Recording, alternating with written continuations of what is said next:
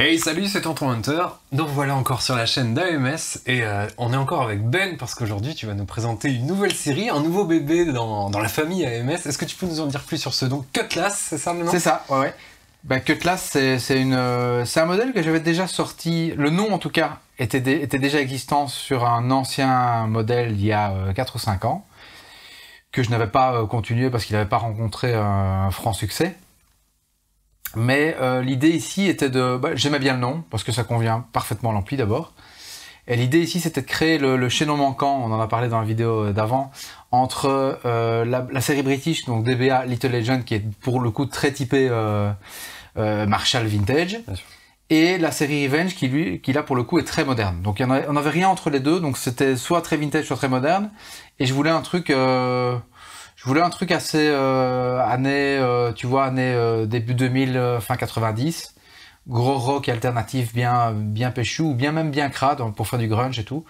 Et donc il me manquait en fait ce type d'ampli, donc je me suis dit pourquoi pas je vais faire ça. J'avais eu l'expérience après la création de l'ampli Chapman, le Cloudhammer, d'avoir élaboré ce type de circuit, et donc je me suis dit pourquoi pas intégrer... Ça manquait à ta gamme, tu voulais vraiment... je trouve que ça manquait. Palette pour plein qui me diront, il n'y a rien qui manquait, mais moi je trouvais que intégrer ce modèle-là entre les deux autres, c'était vraiment parfait en fait. Donc là on est encore sur un 2 canals, je sais que c'est généralement... deux canaux, même, avec AUX. Il y en a deux, donc ça tombe bien. C'est ça. Donc on est sur deux canaux, deux EQ différentes, contrairement au Cloudhammer qui n'a qu'un seul, une seule EQ. Donc t'étais obligé de faire un compromis sur... Ouais, bien qu'on avait fait un gros effort pour ne pas avoir ce type de compromis. Mais ici, on a deux gains. Un gain pour chaque canal, forcément. Son EQ, 3 bandes, classique, basse, mid, treble. 2 volumes, qui sont 2 masters, en fait. Et puis, c'est ce post-EQ en fin de chaîne qui est présent slow punch, comme la plupart de mes amplis. Ouais, qui font partie maintenant de l'identité carrément du son AMS. Clairement, ça ajoute le caractère qu'on connaît, qu'on retrouve, la patte, on reconnaît à chaque ampli qu'on plug. J'ai vu que tu avais quand même rajouté une reverb dedans. Reverb forcément, la même reverb que sur le Revenge, que sur l'Hurricane, et je crois que c'est tout en fait. Enfin, c'est la reverb numérique analogique qu'on met, qui n'est pas celle du D1 certes, mais qui est super pour une reverb de confort. Réglable à l'arrière pour la version 20 watts, réglable à l'avant pour la version 35. Les deux ont les mêmes spécifications. Donc, à part juste la reverb et donc la puissance qui diffère. Il n'y a que la puissance qui change. Non, la reverb est sur les deux. Mais je veux dire, elle est en façade au lieu oui, c'est ça. Mais les fonctionnalités sont clairement identiques, il n'y a que la puissance qui change. Donc version 20, version 35, elles sonnent quasi pareilles. La 20 étant un poil plus compressée. Forcément, un peu voilà, c'est ça. Un peu moins de headroom, mais pas inintéressant quand on pousse le volume, parce que du volume, il y en a pour le coup beaucoup. Et c'est peut-être la seule série où je dirais, où l'ampli s'exprime à haut volume. D'accord. Pour le reste, pour toutes les autres gammes, je dirais, on peut les jouer à bas volume. On a quelque chose qui est super exploitable, c'était notre philosophie. Pour le coup, ici, j'ai essayé de tweaker l'ampli pour que ça soit exploitable à bas volume. J'y suis moins arrivé. Après, c'est ce qu'on nous avait demandé aussi chez Cartour. Il y en a qui aiment bien aussi pouvoir pousser pour donner un caractère différent selon ce que tu veux jouer, le type de zig que tu veux faire. Tout à fait. Ici, je trouve, c'est personnel, que les deux amplis s'expriment beaucoup mieux à haut volume qu'à bas volume. Maintenant, c'est comme la plupart des amplis à lampe du marché, mais qui n'est pas forcément le cas sur toutes les autres gammes qu'on a. Je sais qu'à chaque fois tu démarres vraiment de zéro, tu prends pas tu prends pas vraiment un circuit, pas du tout même un circuit existant. T'as pensé à quoi pour ce voicing? Du coup, tu disais fin années 90 à 2000, un peu rock alternatif. Étant donné que j'ai développé un ampli monocanal pour Denso, le Denso 19, qui vend depuis un certain nombre d'années, j'ai récupéré le canal clean de cet ampli-là, simplement, qui est aussi intégré au Revenge 50 canal 1, mais avec d'autres types de lampes de puissance et voicé différemment, mais on retrouve le caractère. La même base, ouais. Mais pour le coup, ici, on a vraiment le même préamp avec les mêmes types de lampes de puissance. Donc ça s'exprime pareil, le canal 1, un peu remanié, parce que voilà, j'ai un peu changé le truc. Et le canal 2, je me suis très fort inspiré du Cloudhammer que j'ai fait pour Rob Chapman. Mais je lui ai ajouté un étage de gain supplémentaire pour aller plus loin. Donc en fait, en gros, là où le canal 1 qui est clean sur le quart jusqu'au demi en fonction de ce que tu mets comme guitare évidemment, et puis qui crunch. Le canal 2 reprend le crunch et puis l'amène vers du lead. Ouais, t'as vraiment tout super cohérent. Donc tout est très cohérent. Et même si tu laisses les EQ au milieu, juste en changeant les gammes, tu t'aperçois très vite qu'on est sur le même. Tu vois, on a sur la même identité. On n'a pas deux préamps. C'est vrai que sur certains amplis, quand tu changes de canal, t'as des extrêmes. T'as des extrêmes. Ici, tu pourrais presque, en fonction du speaker que tu mets, bien sûr, presque les laisser tous au milieu. Et tu vois qu'en fonction, si tu mets le même volume, tu passes d'un à l'autre. Ok, il y a une identité, elle est la même sur les deux canaux. Il y a juste le gain qui change et forcément le grain aussi est son épaisseur. Quoi. Ouais. Et je sais que souvent, quand tu crées un nouvel ampli, une nouvelle série, tu l'imagines déjà avec un speaker. Sur celui-ci, tu partirais sur quoi pour toi le speaker idéal avec on a découvert un nouveau speaker qui marche très très bien avec le Revenge, qui fonctionnera très bien avec l'Alpha et qui fonctionne très bien avec le Cutlass. C'est le WGS Retro 30, qui habituellement n'est pas utilisé dans des câbles Ovalback et tout ce qui s'ensuit, mais et là, avec la personnalité, ça fonctionne. Et ça fonctionne en fait, très très bien. Je dois dire que voilà, là, ce que tu vas essayer après, il y a un Greenback de 1973 dedans, et qui étonnamment se rapproche assez fort du spectre du Retro 30. Et je pense que c'est ce qu'on va proposer d'office. C'est le compromis, quoi. Ouais, je pense que on va proposer ça d'office avec cette gamme d'amplis. Il y a le classique BV30 qu'on utilise d'habitude de chez Mojotone qui fonctionne très bien. C'est deux spectres radicalement différents. Il y en a un qui est très très bright et qui est vraiment perché dans les aigus avec un tch qu'on aime ou qu'on n'aime pas, ça dépend dans le mix. Un peu plus moderne, parfois un peu intéressant pour le high gain. Et celui-ci est un peu plus contenu dans le haut du spectre, plus recentré sur les médiums, très intéressant à mon avis dans le mix. Et je pense qu'on va proposer les deux, et les deux fonctionnent très très bien. Et c'est bien d'avoir le choix entre les deux couleurs. Donc, ouais, surtout que tu as un peu une passerelle entre le vintage et le moderne, avec aussi le côté où tu peux aller un peu dans du rock, voire du punk, quelque chose de grunge, cracra, mais tout en restant quand même assez droit et en se perdant pas dans quelque chose qui deviendrait boueux, etc. Ouais, c'est ça. Quand tu me l'as fait écouter tout à l'heure, j'étais surpris que tu puisses arriver dans dans de la musique alternative quand même, qui est réputée pour être un peu cracra. Ouais, c'est ça. Mais que tu arrives toujours à être dans un mix très cohérent et agréable à l'oreille. Exactement, ouais. C'est un peu l'esprit de cet ampli, hein. C'est vraiment faire je te dis, la jonction avec ce qu'on n'avait pas. Hein. Donc, vraiment entre les deux gammes d'amplis qui sont aux extrêmes. Aux extrêmes, ouais. Et je pense qu'on a touché... On a mis droit au but avec cet ampli-là, quoi. Ça, je pense. Hein. Et tu nous parlais des lampes de puissance, donc on est sur quoi sur celui-ci? Eh bien, tu as 5 lampes de préamp, des 12 AT, 2 12 AT, 3 12 AX, et tu as 2 EL84 pour la version 20 watts et 4 EL84 pour la version 35. Il n'y a que ça qui change. Cathode bias, donc pas de réglage de bias sur l'utilisateur. Il rachète un quartet ou une paire, pouf, il les met dedans, ça redémarre. Donc pas d'intervention technique. Non.